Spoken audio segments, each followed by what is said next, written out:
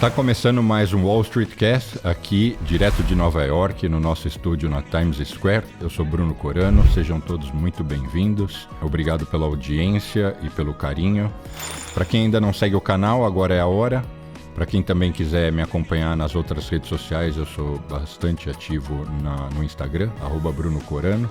E os episódios do Wall Street Cast também vão ao ar no meu YouTube, @Bruno Corano, assim como em todos os outros streamings.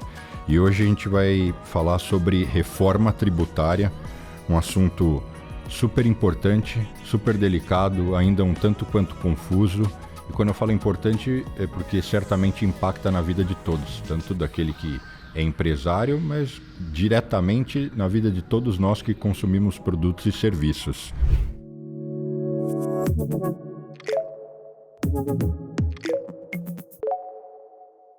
Eu recebo hoje no Wall Street Cast uma consultora internacional e especialista em IVA, Imposto sobre Valor Agregado, que no Brasil inclusive vai ter outro nome, né? Sim. Ela é diretora de cursos da York University, no Canadá, foi professora na FGV e também atuou como consultora do IPEA, Instituto de Pesquisa Econômica Aplicada, e do Banco Mundial, PhD pela Sorbonne. Seja muito bem-vinda, Melina Rocha. Obrigada, Bruno. Obrigada pelo convite. Uma felicidade estar aqui com você. Só para eu entender, a sua primeira graduação foi Direito? Isso. Eu fiz Direito no Brasil? No Brasil. Onde você estudou? Federal de Santa Catarina. Estudei lá e depois fiz mestrado e doutorado na França. Já direto, mas assim, estudou Direito... E aí você chegou a advogar, foi para o mercado, tirou a OAB? Sim, eu tenho a OAB de Santa Catarina. Eu cheguei a advogar, eu fiz o estágio, né, durante toda a faculdade, e aí quando eu me formei, eu continuei nesse mesmo escritório e advoguei, acho que foi 1 ano e meio até eu ir para a França.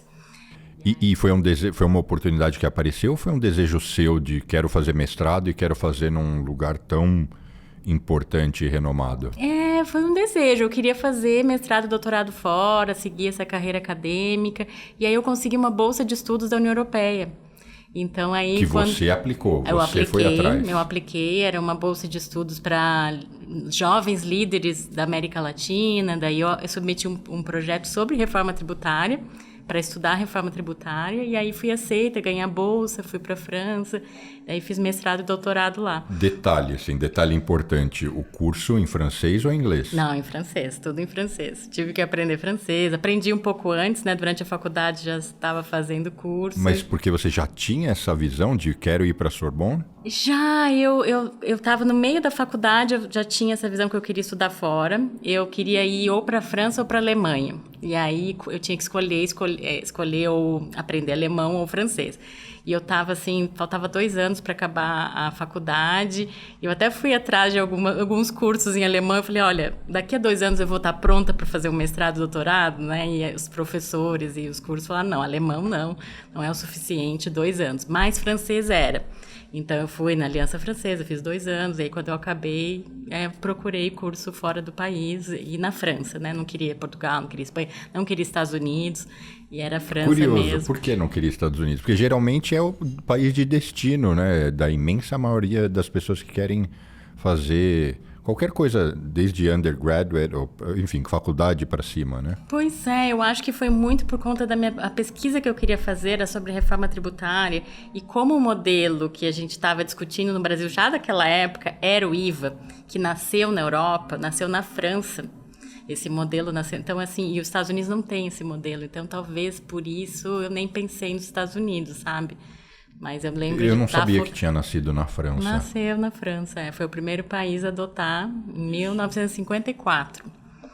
Até que não faz tanto tempo, achei que pudesse ter sido até antes. Não, é recente, não é muito tempo, não. E aí eu fui para lá e assim, o meu foco não era estudar o IVA, né, esse modelo europeu, francês, era estudar a reforma tributária brasileira, porque era uma bolsa em que eu tinha que estudar sobre o meu país, né.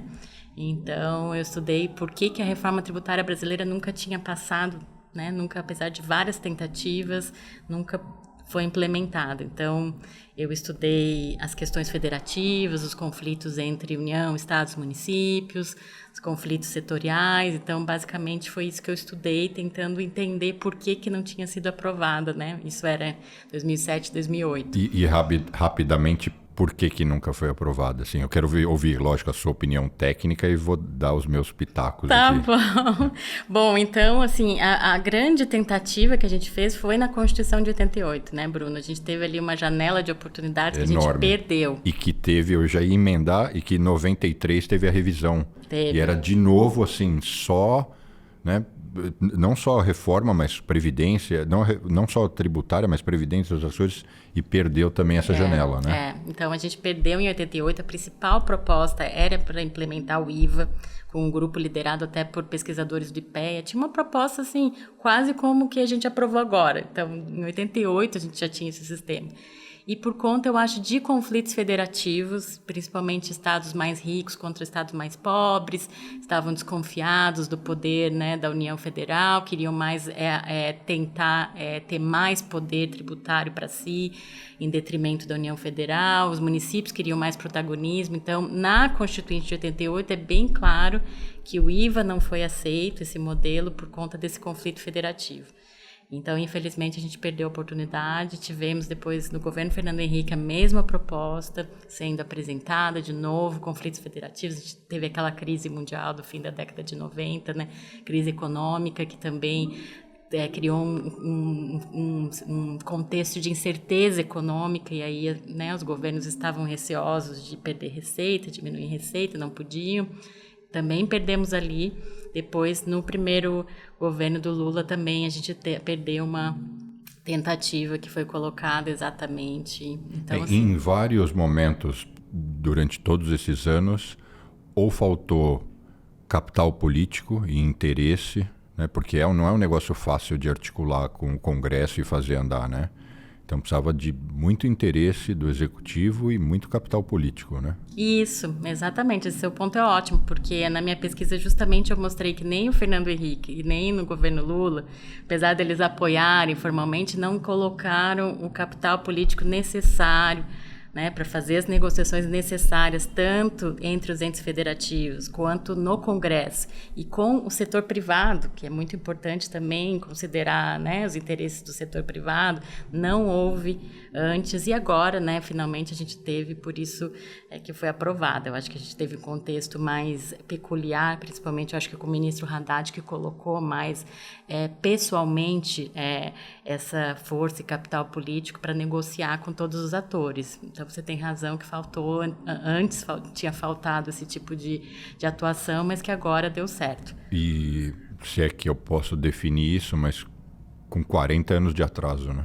Se não mais, né? Se não mais, porque não estou dizendo que é em 88 que seria o melhor momento ou não, mas talvez pudesse ter ocorrido até antes, se o Brasil tivesse já vindo de uma democracia já se desenvolvendo, amadurecendo, né? Bom, mas que bom, antes tarde do que nunca. Eu acho que o Brasil perdeu muito, para falar a verdade, economicamente, porque eu acho que o nosso sistema atual deixou o Brasil muito atrás dos demais países para investimento externo, mesmo investimento doméstico, né? Eu acho que assim, nosso sistema ele é muito ruim, né? Muito ruim do ponto de vista de trazer distorções para os agentes econômicos e custo. Então, eu acho que a gente perdeu muito por conta desse atraso, mas felizmente, como você falou, finalmente foi aprovado. Eu acho que o Brasil tem muito a ganhar. Tá, mas aí eu não sou, longe disso, eu sou economista, mas eu não sou expert em tributos e boa parte dessa história aí eu ainda era muito pequeno, né?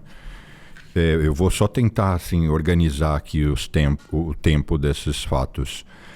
Teve a Constituinte, a gente tinha um problema de hiperinflação, e aí veio o real. Aí, pelo menos, mesmo quando eu era pequeno, então eu já era ativo economicamente, tinha 14 anos, mas eu não entendia nada, né?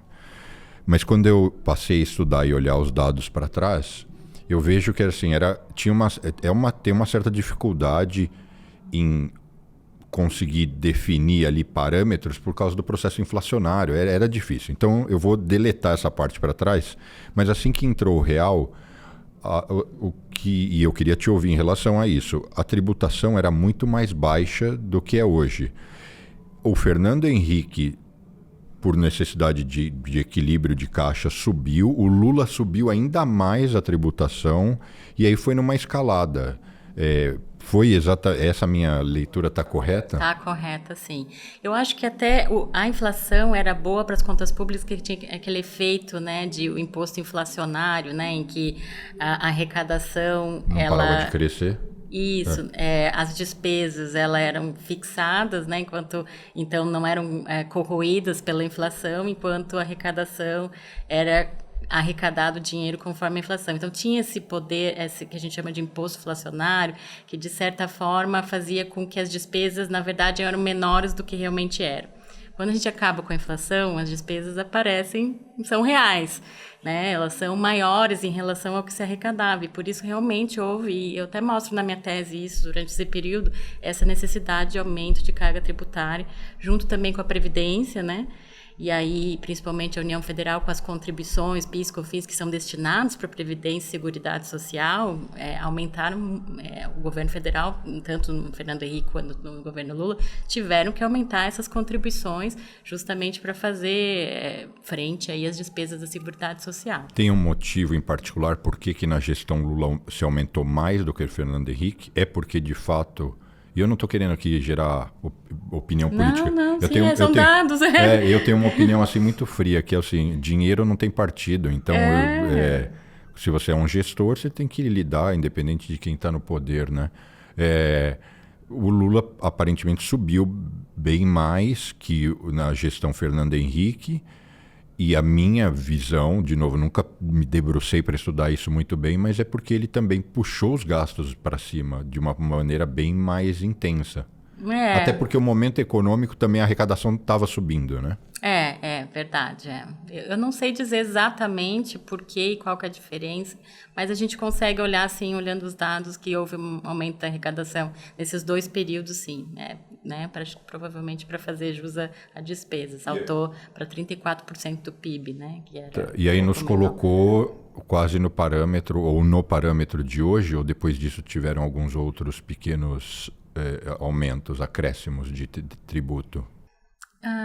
O que eu vejo assim no Brasil é que a gente às vezes tem uma política, e isso também diversos governos fizeram isso, utilizar a política tributária, ao meu ver, de forma para incentivar certos setores, então fazendo programas, né, para certos setores, e com isso você tem um gasto tributário muito grande, porque quando você deixa de arrecadar por conta dessas isenções e benefícios, você aumenta o gasto tributário, e por outro lado você tem que apertar a arrecadação nos outros setores, né? Então no Brasil essa desigualdade, né, muito, muito presente até hoje, entre você ao mesmo tempo conceder benefícios a certos setores e ao mesmo tempo você tem que manter a arrecadação, porque as despesas são cada vez maiores, e aí você tem que aumentar a carga tributária para outros, né?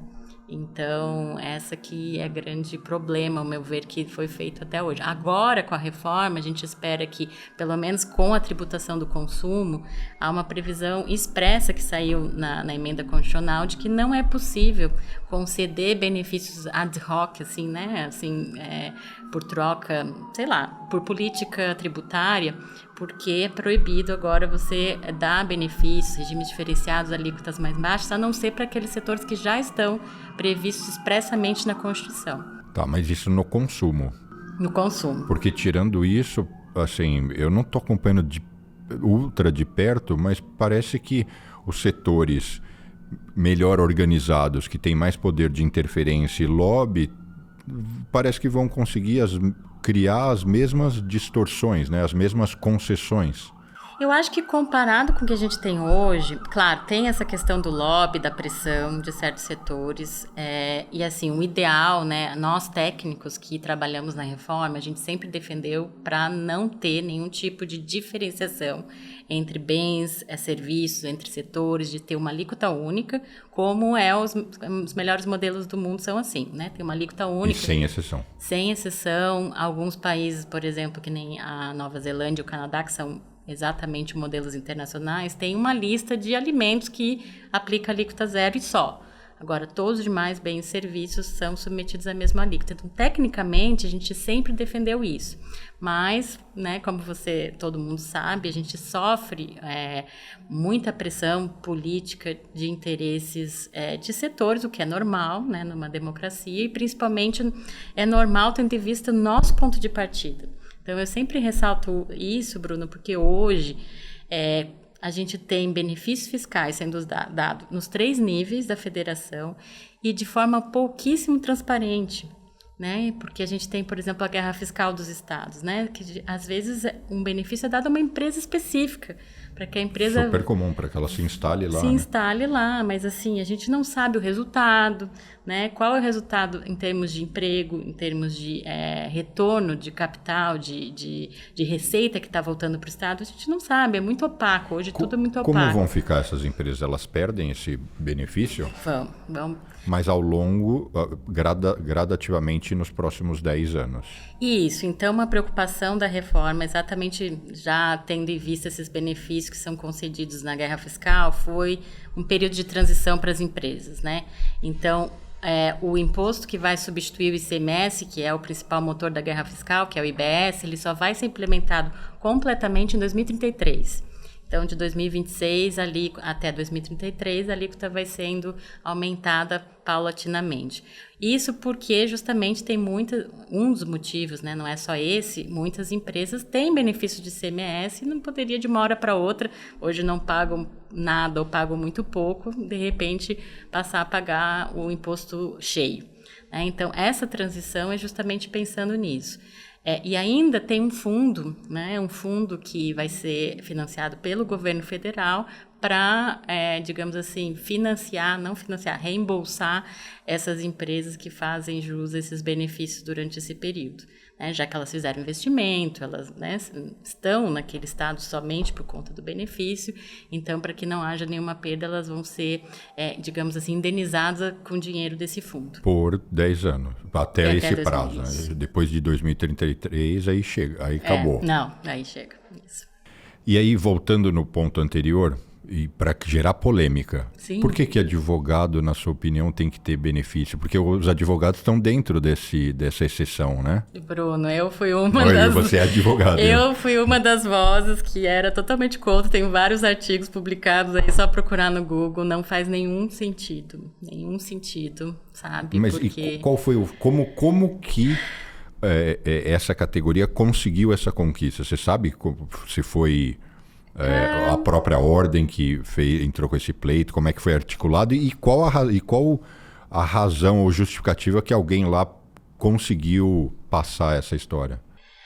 A OAB é muito forte nacionalmente, né? Então, desde o início, sempre, todas as OABs, tanto estaduais quanto a OAB nacional, a gente viu uma defesa muito forte para ter um benefício especial, apesar da gente argumentar aos técnicos que não precisa, porque a maior parte dos advogados prestam serviço para a pessoa jurídica, e a pessoa jurídica vai tomar crédito, não vai ter custo nenhum. Então, o único problema, assim, residual seria aquele advogado que presta para a pessoa física, sabe? Então... Mas que ainda assim todo mundo pressupõe, eu estou falando como empresário, que mesmo o profissional liberal ou um escritório que preste serviço para a pessoa física, ainda assim ele vai acrescer o tributo. Isso, é a pessoa física que vai pagar, não é ele. Assim, se eu cobro R$1.000 ou R$5.000 para fazer esse processo, essa petição, seja lá o que for, o imposto vai ser acrescido. E mais, não é que eu vou ter que... O cliente não vai ter que pagar imposto se ele trabalhar comigo e com o vizinho não. Não, é para todos. É para todo então mundo. É igual para todos. Ou seja, também não... eu não consegui entender. Isso, e o tomador do serviço geralmente é de alta renda, né? Quem mais toma serviço de advogado, né? A gente tem defensoria pública para a classe mais pobre. Então, fizeram pressão por diversos motivos. Um dos principais argumentos é que eles não iriam poder repassar totalmente o imposto no valor, que eles iam acabar tendo que arcar com certo imposto, etc. Teve vários argumentos. A alíquota reduzida a 30% para os advogados entrou no Senado, né? E o Rodrigo Pacheco, era na época, ainda é o presidente do Senado, ele é muito ligado, ele é jurista, ligado às causas dos juristas, dos advogados. Então, assim, eu não sei exatamente, mas foi ali que entrou essa demanda no Senado para que incluísse, foi incluído e não saiu mais depois na Câmara, então foi incluído. Porque tirar depois sempre dá mais trabalho, né? Tirar Depois que entra, mas assim, sabe, entrou não só para os advogados, mas para todos os profissionais liberais que tenham um conselho, né? Um conselho regulador. Então, contador, economista. Até isso, para mim, é mais uma bizarrice, né? E eu não consigo lembrar agora, mas e o profissional liberal que não tem um conselho? Não, ainda. Mais uma punição. E é possível que tenha, quer dizer, certamente tem, até porque estão surgindo tantas novas profissões. Eu vou dar um exemplo, eu não sei se tem alguma entidade que congrega programador de tecnologia. Assim. Tem tantas outras profissões surgindo, só nesse mundo nosso da internet, o social media, o gestor de tráfego, o copywriter, né, que faz... Tá todo mundo abandonado na praia. O setor de serviços, né, o que acontece? Hoje o setor de serviços é subtributado no Brasil. Isso é um fato, né? O ISS, o máximo de alíquota é 5%, enquanto bem e serviço pode ir até 33%, porque é calculado por dentro. Então, assim, a diferença é muito grande, né? Então, o setor de serviços em geral reclamou bastante na reforma. Mas eu acredito que, primeiro, né, o setor de serviço que presta serviço para a pessoa jurídica vai ter ganho, né, porque a pessoa jurídica vai tomar crédito, porque eles vão poder tomar crédito que hoje não tomam. Então, a questão mesmo é uma pequena porcentagem. Vários serviços foram submetidos à alíquota reduzida, como serviços de saúde, educação, né? Então, isso está numa alíquota reduzida, os profissionais liberais. Então, assim, eu acredito que, no geral, né, o impacto vai ser, talvez tenha um pequeno aumento de carga tributária para alguma parte do setor, mas, no geral, eu acho que como a reforma tributária vai trazer um ganho econômico tão grande, né, e vai ser possível um aumento de renda, aumento de demanda, que o setor de serviços vai ser um dos ganhadores por conta disso. No Canadá e na Nova Zelândia, saúde, educação, paga a mesma coisa que outros setores? É tudo igual? Não, eles não, também tem... Tem essa exceção? No Canadá tem. Mas, assim, a educação, né, educação de curso de primário, secundário, não é, assim, curso de inglês, não é cursinhos outros. E saúde, também. A saúde no Canadá é pública, né? A gente não paga absolutamente nada, mas o que é um SUS que funciona, isso? Lá, assim, eu até falo, né, os pessoal, mas não há nada privado, assim, mesmo que a gente queira pagar, a gente não tem opção. Não existe o estabelecimento, existe. É isso? Não existe, assim, a opção. Então, por exemplo, você, por morar lá, você não tem plano de saúde?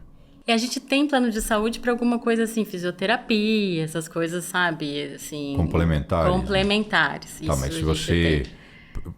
Doença mesmo. Se eu for pro hospital... Apendicite. Não, eu vou, tudo de graça. Fiquei com catarata, porque eu tô com 80 anos. É tudo coberto de graça.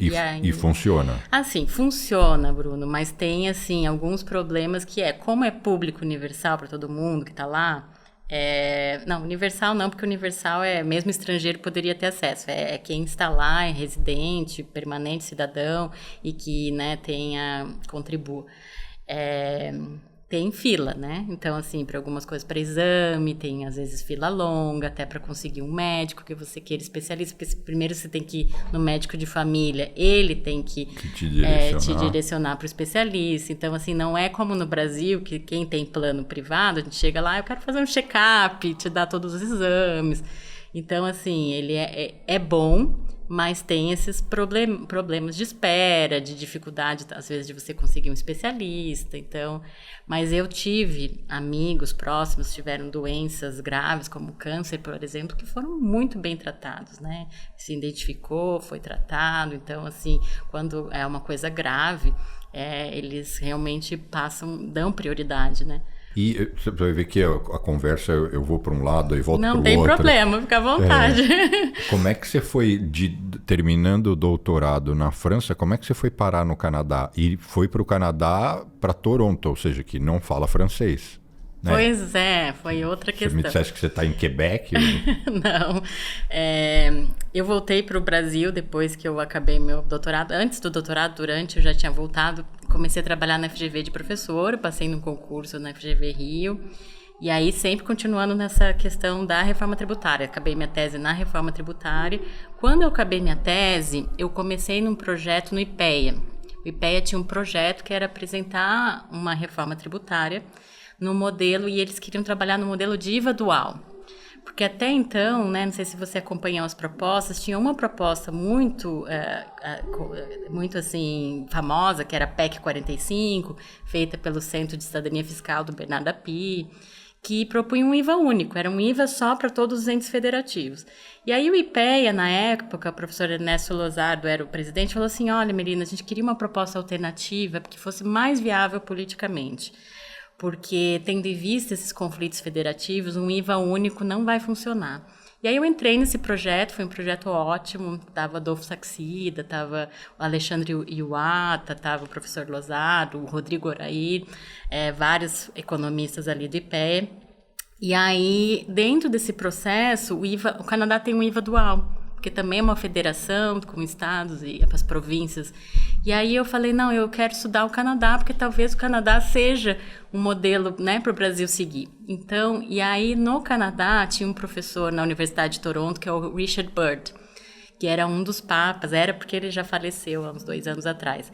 Ele era um dos papas de IVA, ele era do FMI, foi do FMI por muitos anos, ele implementou IVA em mais de 70 países lá no FMI. Então, você imagina, ele sabia tudo, sabia tudo sobre o Brasil. Quase metade do mundo. Sabia, quase metade do mundo, exatamente. Ele era, assim, ele tinha 80 e poucos anos, 89 anos, e, assim, contribuiu muito para implementar o IVA, porque o IVA no mundo ele foi muito implementado através do FMI. Né? Então, o FMI ia dar alguma ajuda para algum país, por exemplo, e falava, olha, eu te empresto dinheiro se você implementar o IVA. Se você fizer a lição de casa de organizar, né? Então, ele contribuiu nisso, e aí eu falei, não, eu quero ir lá estudar com ele, né? Então, eu tirei um sabático da FGV, fui para lá, me mudei para ficar só 6 meses, estendi por mais 1 ano, e aí nesse projeto do IPEA, então, trabalhando com o professor Byrd, ele ajudou muitíssimo, sabe? Ele conhecia muito o Brasil. E aí a gente fez está publicado no site do IPEA essa proposta de IVA dual. E que foi a que foi implementada no final, foi exatamente o IVA dual por pegar... O que aconteceu? Como é que o IVA dual foi para o Congresso, né? Durante a tramitação ali em 2021, teve uma hora que o Rodrigo Maia saiu da presidência da Câmara, entrou o Lira meio que acabou com o processo na Câmara, e aí a reforma passou no Senado, passou a ser trabalhada no Senado na PEC 110. E ali o senador Roberto Rocha era o relator, e num evento eu falei do IVA dual, falei desse projeto do IPEA, o senador Roberto Rocha estava no mesmo evento, e ele falou, não, eu quero esse projeto que seja... esse projeto que eu vou colocar no meu relatório. Nesse evento você falou pessoalmente? Não, eu estava no Canadá. Era um evento do CNI por vídeo. Era da CNI, estava o API, estava o senador Roberto Rocha. E aí ele gostou da ideia e até me convidou para ajudá-lo, né, no relatório e tudo. E a gente ajudou e ele colocou no relatório o IVA dual. E o IVA dual pegou, né, entre os deputados, entre os entes federativos, todo mundo gostou da ideia, porque justamente separa, né, união de estados e municípios em 2 tributos diferentes, e foi essa a proposta que foi, ao final, aprovada, né, que foi possível a aprovação. Para a gente gerar uma compreensão de forma bem simples, para que todo mundo possa entender, eu tenho algumas perguntas. A primeira delas é: o que isso vai gerar, de fato, de ganho para a vida de uma pessoa física? Tá, então a pessoa física, a primeira coisa que a reforma vai trazer, um consumidor qualquer, é ter transparência na carga tributária. Ele vai saber, de fato, quanto é o imposto e quanto é o produto. Vai saber. Igual que nos Estados Unidos você, né, tem o Sales Tax, não é o mesmo sistema, mas você sabe exatamente qual é a porcentagem que é aquela que está sendo cobrada ali no supermercado. Então, hoje, né, no Brasil, a gente compra qualquer coisa, a gente não tem como saber, mesmo os especialistas, economistas, quanto exatamente a carga tributária... Só se você for estudar, eu paro no posto, eu não sei quanto é de tributo, eu sei que é um monte, mas eu não... mas olha, nem quem estuda. Sabe por quê? Porque às vezes uma empresa que fornece o mesmo produto tem um benefício fiscal e a outra não tem. as duas fornecendo o mesmo produto, então a carga tributária dos dois produtos são diferentes só por conta dela ter um benefício. Entendi. Não tem como saber, a não ser se você fizer um estudo empresa por empresa, entendeu? Não tem, assim, é quase impossível. Insano. Além disso, tem tributo sobre tributo, então o tributo entra na própria base de cálculo. Que isso encarece o produto. Encarece. Então, mas isso significa que então alguns itens, alguns bens podem eventualmente passar a custar menos? Sim, sim. Porque vai deixar de existir eu esqueci o termo em português, não é bitributação, é efeito cascata. Isso, efeito cumulatividade, exatamente. Isso. Esse é um dos principais problemas que a reforma vai acabar também, porque tem todos os tributos no Brasil têm um certo nível de cumulatividade, que é o que o empresário não pode recuperar aquele tributo como crédito, não pode ter a devolução daquele tributo. Todos os tributos, PIS/COFINS, ICMS, ISS, então isso incide na cadeia, como você falou em cascata sobre ele mesmo, de modo que no final, né, por mais que uma alíquota nominal de 25%, com todo esse custo no meio da cadeia, a carga tributária mesmo é muito maior, porque são custos do empresário que ele repassa no preço.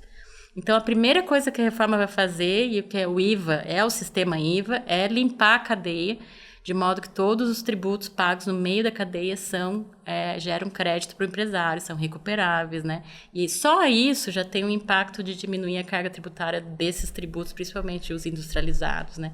Porque hoje tem a maior carga tributária. Mas será que vai chegar a custar menos? Assim, eu não sei, eu vou dar um exemplo besta. Talvez isso até esteja enquadrado em produtos que têm exceção. Então, abstraindo isso, a bolacha, o salgadinho ou a tinta, a massa corrida para passar na parede, será que vai chegar a custar menos? O empresário tem que repassar para o preço também, né? Ele vai ter um menor custo por conta desses resíduos tributários que hoje ele paga. Tem uma pesquisa da CNI que fala que a nossa exportação, ela tem um resíduo tributário, que a exportação geralmente é imune, né? Não é para ter nenhum tributo. Mas o resíduo da cadeia é quase de 10% a 12%. A gente está exportando tributo por conta desse resíduo tributário. Então, você imagina, 10 a 12% de diminuição do custo do exportador, por exemplo. Então, e se esse é, na perspectiva do consumidor, o benefício, em algum grau, isso também pode fazer o governo arrecadar menos? Não, então, a PEC, a Emenda Constitucional, tem um dispositivo que fala que a alíquota tem que ser calibrada de modo a arrecadar exatamente o que se arrecada hoje. Então, isso é uma trava da carga tributária para todo mundo, né, ter a segurança de que não vai ter aumento de carga tributária, porque é comum nessas mudanças tributárias calibrar sempre a alíquota para cima, né? A gente não sabe qual é o efeito. Não, tem ali que o TCU com o Senado, né, e esse conselho gestor, comitê gestor, eles vão ter que calcular a alíquota, por isso que não se sabe a alíquota ainda, não tem alíquota no projeto, porque a alíquota tem que ser calculada para arrecadar exatamente o que se arrecada hoje. Então, é por isso que no primeiro ano vai ser arrecadado 1% só, para calibrar a alíquota. Então, vai se ver, 1% a gente arrecada X, então a gente precisa arrecadar quase 1 bilhão, quanto que a gente vai precisar calibrar a alíquota para chegar a esse 1 bilhão aí de receita. E o benefício a gente falou na perspectiva primeiro do consumidor e na perspectiva do empresário, do empreendedor? Eu acho que vai melhorar muito primeiro. Hoje nós temos assim, PIS/COFINS, ICMS, ISS e o IPI, que de certa forma também vai ficar só para os produtos da Zona Franca de Manaus. Ele ainda vai existir, mas só para os produtos da Zona Franca de Manaus. Nós temos pelo menos 4 tributos que o empresário tem que saber lidar, né? E potencialmente, se o empresário tem, por exemplo, estabelecimento em 27 estados, vamos dizer assim, ele tem que lidar e tem que fazer inscrição para 27 estados. Então, a primeira coisa é a simplificação, que esses 4 tributos vão ser, 5 na verdade, que a PIS/COFINS são 2, vão se transformar em 2. Esses 2 tributos são exatamente iguais, né? O projeto de lei que foi apresentado tem as mesmas regras para os 2 tributos. O que é separado? As administrações. Então, a União Federal, a Receita Federal vai ficar com o federal. E na parte municipal e estadual vai ter um comitê gestor que vai centralizar toda a arrecadação. Então, o empresário não precisa mais arrecadar para 27 estados e potencialmente para todos os municípios, se for prestador de serviço. Vai arrecadar só para esse comitê gestor centralizado, né? Então, potencialmente, é só para a Receita Federal e Comitê Gestor. E toda a operacionalização está sendo criada de forma a serem bem próximas, né? Então, assim, um documento fiscal, por exemplo, de arrecadação, tudo está sendo trabalhado para que seja bem harmonizado entre esses dois tributos. Então, assim, só essa simplificação para o empresário, eu acho que já é imensa, né? Porque, assim, o que eu noto e o que eu converso, eu tenho vários amigos que foram responsáveis pelo financeiro de empresas no Brasil e estão há alguns anos aqui. E eles dizem, Bruno, para fazer a mesma coisa lá, eu preciso de, sei lá, 50% a mais de gente, porque é muita burocracia. Então deve-se conseguir, essa simplicidade vai economizar gente, tornar o processo mais claro, mais rápido. Isso. Algum aspecto negativo possível para as empresas?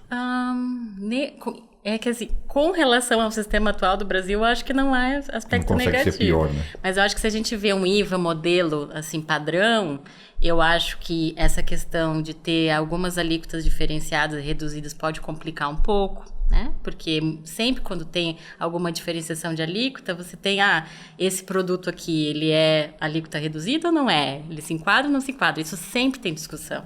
E o que é ruim, né? Porque eu não estou dizendo em especial esse exemplo particular, mas essas 1000 variações gera diferentes interpretações que em última instância vai lá e gera uma autuação que vai ser questionada, que vai entrar em disputa no CARF, não sei nem se eu estou lembrando o nome. Isso, CARF, Tribunal Administrativo, depois vai para a Justiça. Enfim, vira uma bagunça, né? Esse é o problema, por isso que a gente batia tantos técnicos na época, olha, melhor ter alíquota única, né? Melhor ter alíquota única. Mas, enfim, não deu, e esse vai ser um problema, que o empresário às vezes vai ter que enquadrar o produto ali em alguma classificação, pode ser que, né, o ente federativo não aceite, e aí tem mais contencioso. Você disse que a gente não sabe ainda exatamente qual vai ser o imposto, mas todo mundo já fala que assim, é certeza que a gente vai ser o pior imposto do mundo e se a gente for muito bem na foto, vamos ser o segundo pior. Que não vai ser algo muito diferente disso. Procede? Porque hoje a gente já tem isso, né, Bruno? Então, assim, se tem essa trava falando, olha, tem que ser alíquota calibrada para arrecadar exatamente o que se arrecada hoje, quer dizer que se a alíquota for 26,5%, que é o que está sendo calculado, é porque a gente já tem essa carga tributária, né? E 26,5% nos coloca como segundo pior ou pior? É o segundo pior, a gente perde para a Ucrânia, é isso? É a Hungria, eu acho que é a Hungria, não é a Ucrânia. Eu acho que é isso, acho que é a Hungria ou... É um desses... Eu acho que é a Hungria, quase certeza que é a Hungria, é a Hungria. Então, assim... Isso é péssimo, né? Péssimo, mas hoje isso a gente mostra tem a ineficiência do governo, da máquina pública. Da máquina pública. A gente, infelizmente, a gente tem, assim, uma arrecadação muito grande. Sabe que eu acho isso bom, por um lado? Porque vai ficar explícito como os gestores são... Como alguma coisa tem errada. Assim, se o José e a Maria conseguem fazer o que eles têm que fazer, vou dar um exemplo, com 15%, como é que o Roberto e o Mário não precisam de 26,5%? A gente tem também uma outra peculiaridade, tem essa questão do gasto, é verdade, eu acho que o Brasil tem que trabalhar nisso, e eu acho que a reforma tributária vai dar mais transparência do tamanho do nosso Estado, concordo com você, mas tem também uma outra questão com relação aos outros países, que os países mais ricos, eles podem colocar mais carga tributária na renda. Eles têm mais riqueza, né? As pessoas são mais ricas. O Brasil, a gente não tem como colocar tanta carga tributária no imposto de renda, porque a gente tem um país muito desigual e não tem base, né? Assim, não tem como a gente arrecadar mais, muito mais. Claro, o imposto de renda é ineficiente, tem algumas coisas para consertar, mas não tanto, a gente não pode colocar tanto como nos países mais desenvolvidos e ricos. Então, também tem essa questão. Só para esclarecer para quem está assistindo, e se eu falar besteira você me corrige, mas toda essa reforma foi voltada para a cadeia produtiva, né? E não consumo, e não renda, que também deveria vir algo em breve em relação a isso, né? Isso, essa Secretaria Extraordinária de Reforma Tributária, o secretário tem falado que depois do consumo vai vir a reforma da renda. A renda talvez seja mais fácil, porque não tem essa questão federativa, é só de competência da União Federal. Então, né, não precisa nem de emenda constitucional. É claro que se tentou no governo passado tributar dividendos, algo assim, teve uma reação muito forte do setor produtivo, né? Porque hoje os dividendos no Brasil não são tributados. Então, a gente espera mais o embate com o setor privado. No Canadá ou outros países, os dividendos são tributados? Em geral, sim, se coloca meio a meio, né? Metade, não meio a meio, assim, mas se tributa a pessoa jurídica e o dividendos, né? Uma parte... Quando o dono recolhe o dinheiro. Isso, Em geral, tem essa estrutura. No Brasil, se optou, acho que na década de 90... para só tributar a pessoa jurídica e isentar os dividendos. Enfim, eu não vou opinar porque é um assunto muito complexo, porque meu primeiro sentimento é, tá bom, né, mas a empresa já paga tanto imposto, né, que... Aí que tem que calibrar, né? Tem que calibrar, não dá para também manter a tributação da empresa 34... Porque eu tenho negócios no Brasil e aqui. E aqui é semelhante, mas o fato é que a empresa... Eu não me sinto incomodado porque a empresa não foi sufocada pela tributação. Então é quase que eu falo assim, não, se sobrou o dinheiro para mim, tem mais que... Né, a não ser que eu queira viver numa ilha no meio do Pacífico, normal, vou ter que pagar alguma coisa. Então eu até entendo isso. O Brasil tem um imposto de renda assim, alto e também essa tributação do consumo que acaba recaindo sobre o empresário, que deveria cair só sobre o cidadão e consumidor final. Então, há vários. O Brasil, infelizmente, tem muitas distorções e pelo menos uma parte dela com essa reforma eu acho que vai melhorar. E quando, de fato, isso vai andar, essas definições? Porque depois da aprovação a coisa deu uma engasgada, né? Eu não sei qual é o termo técnico para definir, de fato, os setores e as alíquotas. É essa a definição técnica? Não, então... Porque tem muita gente pessoas um pouco mais leigas, chegam para mim, não, reforma tributária já foi. Eu falo, não, foi a emenda. Mas agora falta todo o arcabouço ali, as definições, ainda está tudo para ser definido. É verdade. Ainda podem conseguir estragar bastante. Eu acho que a emenda constitucional conseguiu barrar bastante coisa e deixar muito claro, assim, olha, saúde, educação, né? A questão é o que entra exatamente dentro disso, né? Então, agora cabe ao projeto de lei complementar, que foi apresentado agora, acho que há um mês e pouco pelo governo federal, mas não foi rápido, porque a emenda constitucional foi aprovada em dezembro, 15 de dezembro. E aí, agora em maio, né, o governo montou um projeto lá, um PAT-RTC, que se chama Projeto de Apoio à Reforma Tributária, com estados, municípios e a União Federal, para fazer, em 3 meses foi feita essa lei, uma lei de 500 artigos. Então, assim, eu acredito que foi rápido, foi uma entrega rápida, e agora cabe ao Congresso, né, negociar esses interesses, quem que entra na cesta básica, por exemplo. Né? Então, tem uma pressão, o governo os técnicos com estados e municípios, eles fizeram, o que entra na lista, né, nas listas? Eles fizeram critérios técnicos para ver assim, olha, os produtos que são mais consumidos por famílias de mais baixa renda vão ficar na cesta básica, não produtos que são consumidos por alta renda que podem pagar. Então, foi feita uma escolha dos produtos da cesta básica por critérios técnicos econômicos e distributivos. Só que agora todo mundo quer entrar, né? Todo mundo quer entrar. Então, agora cabe ao Congresso Nacional fazer essa negociação.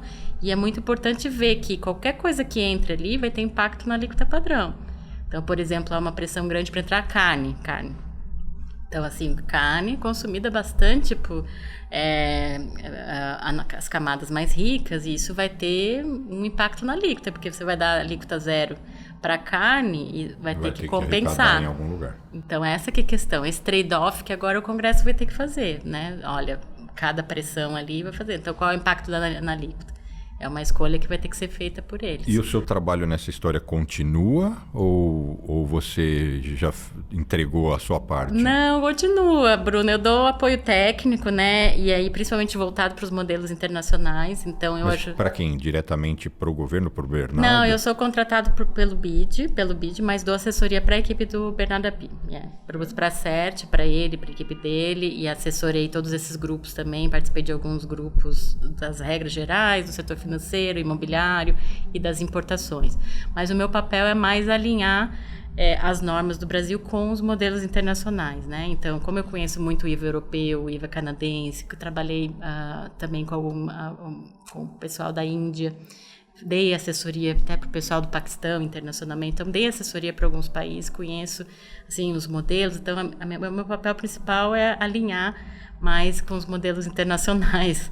Eu não entro muito nessa questão política dos lobbies, dos interesses, isso é uma questão política, democrática, né? E embora você dê aula no Canadá, tem alguma outra coisa que fisicamente te segure lá? Ou amanhã, se você receber um convite para dar aula aqui em Colômbia... Não tem nada, não tem nada. Eu tenho meu filho lá, né? Que assim, eu escolhi ficar no Canadá porque eu acho que a situação no Brasil, principalmente segurança, né? É assim, quando a gente tem um filho, a gente pensa neles. E o Canadá oferece, eu acho, essa sociedade mais... Primeiro, segurança total. Você não precisa ter medo. Se ele vai na rua brincar com os amiguinhos, você não precisa ter medo. Não vai acontecer nada. E eu acho que uma sociedade mais igualitária, etc. Então, por isso. Você mora no centro de Toronto? Eu moro Midtown, mais para cima um pouquinho, porque o centro é mais business, né? E como tá lá? É violência zero? Claro que tem, sempre tem a violência, mas não é uma violência que vão te esfaquear com uma arma, né? O pickpocket, bicicleta. Isso tem? Tem, sabe? Mas não se você estiver pedalando, não, se você largar a bicicleta. Se você largar ali, às vezes pode a tua bicicleta ser roubada, mas nunca assim, fisicamente... Abordar, né? Abordado. Então você vai com o celular na mão, joia, qualquer coisa, ninguém vai te pegar na rua. Né? Então, como aqui. Até em Nova York. Nova York tem um monte de gente que fala, não, mas Nova York tá perigoso, porque vem algumas notícias. Eu falo, mas é o Locke drogado, bêbado, que vê uma pessoa indefesa e não é nem que ele quer o dinheiro ou roubo, ele quer fazer, é sacanagem, é bagunça, é maldade. Não é igual no Brasil. No Brasil ele quer só o dinheiro, né? Ou o dinheiro, ou o tênis, ou o celular, mas... a situação no Brasil está muito, muito triste mesmo, né? Mesmo São Paulo, porque eu morei muito tempo no Rio, e no Rio sempre foi assim, né? De você se cuidar, ter o segundo telefone. E em São Paulo, eu via que tinha certas partes de São Paulo que você se sentia bem, andava na rua, mas agora não, agora é qualquer lugar. Qualquer bairro, São até Paulo, celular na mão. Os taxistas, a gente tá com o telefone no táxi, o taxista, olha, se abaixo, se roubarem, você vai pagar o meu vidro. Então, assim, gente, mas isso não é vida, sabe? As pessoas no Brasil, às vezes, também estão tão, assim, dentro disso, que às vezes elas não se dão conta que isso não é normal. Né? Não é normal, sabe? Não é normal você viver assim com medo. Então, Esse foi o motivo que fez eu sair do Brasil. Foi a violência. De não conseguir parar em um semáforo e não ficar neurótico e super ligado, porque já fui assaltado outras vezes. Então, falei, não dá mais. E você falou de bicicleta, eu pedalo. E aqui não existe. Lá, era assim, eu falava, ou eu vou ser atropelado ou eu vou ser assaltado. Porque as bicicletas hoje, até a bicicleta mais chulé, elas são carinhas, né? Aqui, todo o trânsito toma um super cuidado, você pode parar onde você quiser, você larga a bicicleta lá do lado de fora de uma não tem padaria, né? Mas você pare qualquer coisa. Hoje eu estava pedalando, eu parei numa farmácia para comprar água, larguei a bicicleta, fiquei lá dentro olhando, assim, ninguém vai ser capaz de pegar a bicicleta. Então é bom isso, né? Muito não, bom. É ótimo, eu espero que o Brasil volte a essa normalidade um dia. E seu filho fala português? Olha, Bruno, tá difícil de manter o português. Você tenta falar com ele em português? Então, o problema é que o pai dele é sérvio. Então, a gente sempre teve 2 línguas em casa. E me mudei para o Canadá, tem mais a 3ª língua. Então, ele demorou muito para começar a falar com 3 línguas. Então, ele já tinha quase 3 anos e meio e não falava nada. E eu, como mãe, me desesperei, comecei a falar inglês com ele. Aí ele começou a falar. E aí agora ele entende tudo que eu falo em português, mas ele não quer falar de jeito nenhum. E prefere que eu fale em inglês com ele. Então, Entendi. Infelizmente... Mas assim, vamos ver. Agora ele vai passar uma temporada nas férias lá no Brasil. A gente vai colocar ele numa escola. E com quantos anos ele tá? 8 anos. Então ainda tá em super tempo para pegar com muita facilidade. Sim, acho que Porque sim. se ele já entende... Mas eu estou só supondo, eu não tenho filhos, né? Mas se ele entende e ele estiver no meio da criançada que de fato não fala inglês, ele vai se soltar ali, a coisa vai fluir, né? Eu espero que sim. Acho que sem dúvida. Tem que manter, né? Quanto mais línguas, melhor, né? Mal não faz, né? Conhecimento nunca é demais. Com certeza, não. Mas voltando para o foco, o que você acha que a gente esqueceu de falar ou abordar em relação a esse universo da reforma? Tem bastante coisa, né? Eu acho que uma coisa que a gente poderia falar é que, assim, apesar da gente ter esse modelo internacional que está sendo implementado no Brasil, o Brasil com quase 40 anos de atraso está implementando, por ser o último a implementar, digamos assim, só falta os Estados Unidos, que não implementou, eu acho que nem vai implementar, o Brasil está trazendo algumas novidades, então, e que podem ser modelo internacional para os outros países, né? Então, uma coisa bem legal que a reforma está fazendo é o tal do split payment, Bruno. Então, por exemplo, hoje, como é que acontece? Você está comprando essa xícara, né? É 100 mais o imposto, digamos assim, mas é tudo por dentro. Vamos colocar 110. Você é o fornecedor, eu pago 110, eu pago para você o tributo e você vai repassar para os cofres públicos. Certo. O split payment, na hora que eu te pagar essa xícara, né, o banco, a instituição financeira vai passar só os 100 para você, fornecedor, e os 10 vai direto para o... Não vai ter você como intermediário. O próprio banco faz isso. O próprio banco vai fazer o split payment. Metade vai para... Isso para que evitar sonegação? Para evitar sonegação e fraude. E aí, quando você recebe... Porque o que acontece? Eu posso passar para o fornecedor não paga, né? Não paga o tributo. A sonegação, na essência, é isso, né? Isso. Então, com isso, eu acho que é um problema de todo mundo, fraude e sonegação. A Europa sofre bastante com isso. Eu acho que o Brasil vai ter um sistema muito mais moderno e automático de fraude e sonegação, que, para mim, consumidora, não faz diferença. Eu estou pagando 110 que eu pagaria normal se fosse para você, mas que vai permitir um controle de fraude, que a gente chama de VAT gap, né? O gap do que poderia arrecadar e não se arrecada por conta da sonegação, vai permitir talvez uma menor alíquota, né? Porque essa conta da alíquota também entra sonegação e fraude. Então, você mantendo em níveis baixos, eu acho que vai permitir... E isso eu acho que vai ser modelo internacional, porque todos os países estão procurando como diminuir fraude e sonegação. Eu não sabia disso, isso para mim é novo. Split payment, eles estão chamando. E imagino também que assim, contribui o fato do sistema bancário brasileiro ser muito eficiente, moderno, bom, né? Com certeza. Com certeza. Duas coisas. O Brasil é pioneiro em nota fiscal eletrônica, desde a década de 90, acho que junto com o Chile foi um dos primeiros. A Europa só agora está implementando de forma muito parcial a nota fiscal eletrônica, então estão muito atrasados.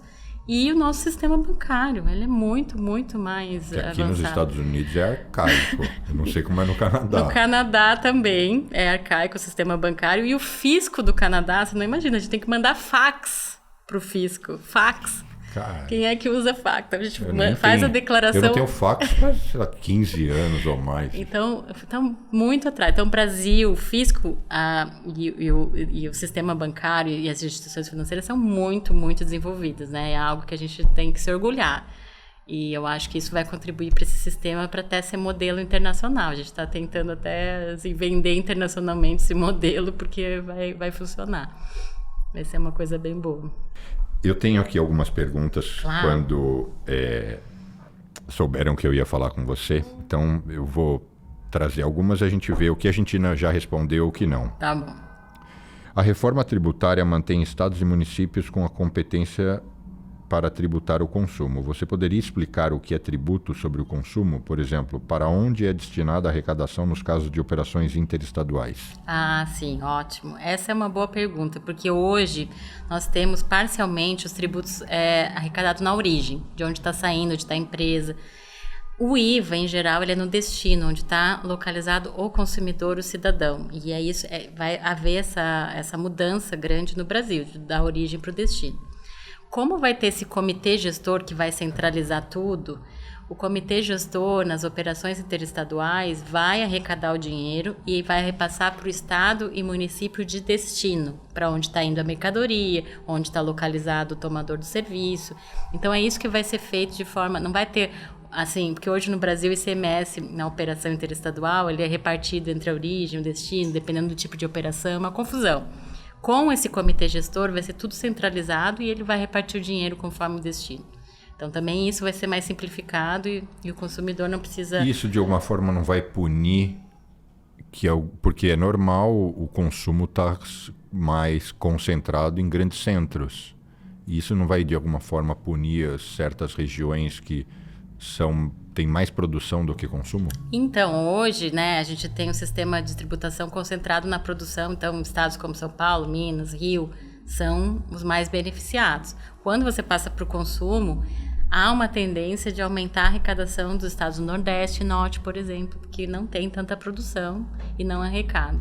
Então, também para dar conta do que seriam esses perdedores, digamos assim, como o próprio estado de São Paulo, tem uma transição de 50 anos para os entes federativos. Então, 50 anos a arrecadação vai passar da origem para o destino, justamente para que não haja essa perda repentina dos estados produtores. Isso também foi, mas isso não tem nada a ver com o consumidor nem com o empresário, é algo interno do comitê gestor e distribuição de receita. Vamos falar sobre o que está no momento agora, são as blusinhas, né? Ah, as blusinhas. De que forma a reforma impacta ou não nesse aspecto? Então, Bruno... Porque ela não tem correlação nenhuma com importação. Não mexe no imposto de importação, não. Que também é uma bagunça. Então, mas dentro do IVA, do ICMS, hoje no ICMS, incide o ICMS sobre as blusinhas. Sim. Né? E o IVA, o IBS vai substituir o ICMS. Então, vai ser elas por elas com relação ao ICMS. A grande questão das blusinhas é que há um imposto de importação federal, que é de 60%, e aí é essa grande questão que a reforma não mexe no imposto de importação, só mexe no ICMS, no PIS/COFINS, que vai continuar a mesma coisa, vai ser cobrado na importação das blusinhas, sim. Ou seja, então a confusão... Vai continuar, De alguma forma vai se resolver, né? Tá no ápice da confusão, né? Dessa história, né? Eu acho que a questão é o imposto de importação, que é isso que tem que ser resolvido, que é um pouco a parte. Porque os impostos de importação também são uma bagunça. Eu já importei muitos produtos, é aquele book que depende de mil variáveis, não é mil variáveis, mas a história de se é bombom ou se é o sei lá o que, muda tudo. Tem problema de classificação. É uma bizarrice também. Mas o que está sendo colocado na reforma e que já existe em vários países do mundo e o próprio Brasil já está implementando através do que se chama de remessa conforme, é atribuir a responsabilidade das plataformas e do fornecedor estrangeiro a recolher o tributo e não a pessoa que está recebendo, importando o produto, né? Então, eles, no momento da compra, se você faz uma compra dessa site famoso que está aí na questão das blusinhas, ele já tem que aplicar o tributo, recolher, aí a pessoa recebe em casa, retira no correio ou recebe em casa sem pagar mais nada. Já paga no momento da compra. Mas não é fácil porque tem portais e lojas pelo mundo inteiro. O que se coloca exatamente. É fácil pegar a Shopee, o Shein, o Alibaba, sei lá o que mais. Alibaba. AliExpress. É isso, sei lá, eu nem sei os nomes. Agora, pegar a lojinha, sei lá, um cara que tem um e-commerce lá no Paquistão, não sei onde. Então, Bruno, tá muitas pesquisas e debate internacional sobre isso, né? Como fazer o enforcement, né, dessas pessoas que estão lá no Paquistão vendendo alguma coisa. O que se vê é que 80% do comércio internacional é feito pelos grandes players. Então, se os grandes players se registram, se inscrevem, como uma Amazon da vida, por exemplo, você já pega 80%. Então, o residual sempre vai ficar. Então, mas aí eu tô falando aqui como sempre o advogado, né, Aí talvez deixe de ser 80%, porque o mesmo Shopee, ou sei lá o que, vai sofrer a concorrência do tio lá da esquina que vai vender o mesmo produto, mas com, em algum grau, algum tipo de malandragem ou sonegação, né? E vai ter essa diferenciação, Tô supondo só, não, né? Claro que essa pessoa não tem tanto, assim, alcance que uma Shopee da vida, né? Por exemplo, como é que você vai descobrir? Mas você tem razão que pode ocorrer, sim. Em algum grau pode ter um escape ali, né? Algumas coisas umas migalhas vão caindo pelo caminho, né? Mas melhor que nada. Melhor. E as MEIs? Porque hoje o volume de MEIs é monstro, né, no país. Aqui eu tenho dado que mais 70% das empresas do país estão cadastradas como MEI. Como vai ficar a situação com esse imenso grupo? O Simples e o MEI, os dois não vão ser alterados com a reforma. Continua a mesma coisa. A pessoa que é do Simples pode continuar no Simples. O Simples tem a opção, se quiser, pode apurar esses tributos que vão ser criados por fora do Simples para ter crédito, o que pode ser vantajoso. Então, a empresa do Simples vai fazer o cálculo, né? Eu saio ou não saio para ter crédito ou não. O MEI vai continuar exatamente a mesma coisa, não é mexido. Isento. Eles pagam, acho que R$1 de ICMS, vai continuar, daí vai, em vez de ser ICMS, vai ser IBS, por exemplo. Mas vai continuar a mesma coisa. 78 mil, né, que eles têm. Eu não lembro o valor, eu só sei que... Antes era 60, eu acho que depois foi não corrigido. Me lembro agora. No Canadá não existe nada semelhante como Simples e MEI. Não tem Simples e MEI, não tem um sistema assim, mas o que tem os empresários e fornecedores até $30 mil canadenses não precisam, ficam dispensados de se inscrever do IVAS. Pode se inscrever se quiserem, mas não precisa. Então, eles sempre têm o que se chama de threshold, cada país define um. No Canadá é $30 mil. Bacana. Você acha que a gente esqueceu algo? Eu sei que é um assunto que dá para literalmente virar à noite aqui, né? Pois é. Eu acho que a gente cobriu, assim, várias coisas, tudo. O básico da reforma cobrimos. Eu acho que não, assim, nada que tenha ficado de importante, eu acho, não. Você é ativa nas redes sociais? Eu sou um pouco assim... Sabe que o Instagram... Meu Instagram é fechado para amigos, mas o X, né, que agora é X, eu... fiz logo no início, deixei de lado, mas com esse negócio da reforma eu falei, vou ativar de novo o meu X, e comecei a postar coisas assim, né, explicando da reforma, o que é IVA, não sei o quê, e aí deu assim, até ficou assim bem, tem aquela duquesa de Tex que virou minha amiga, que ela é bem popular falando de tributos, e aí assim, até deu um resultado bom.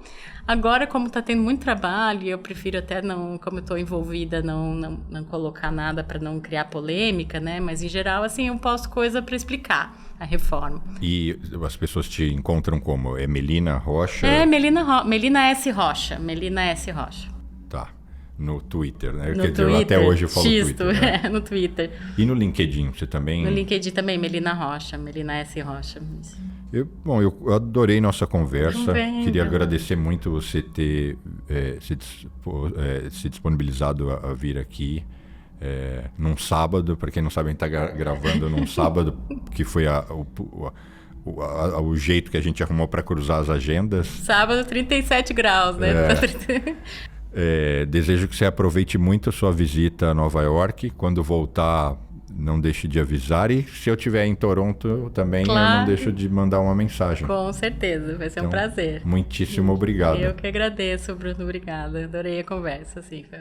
E obrigado para você também que nos acompanhou até aqui. Para quem ainda não segue o canal, agora é uma ótima oportunidade. Não esqueça de deixar o seu like. Para quem quiser me acompanhar nas outras redes, @Bruno Corano, especialmente no Instagram. E até a semana que vem. Obrigado.